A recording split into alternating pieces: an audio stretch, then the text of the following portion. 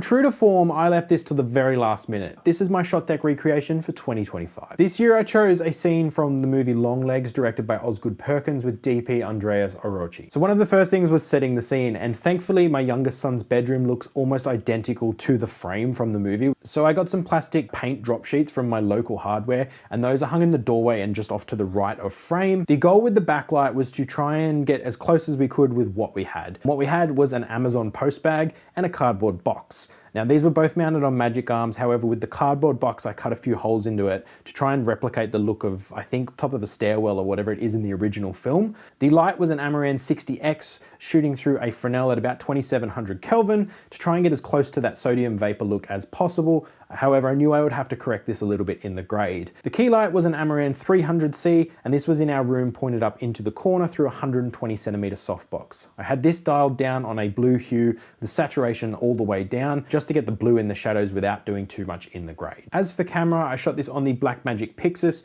with a Sigma 24mm.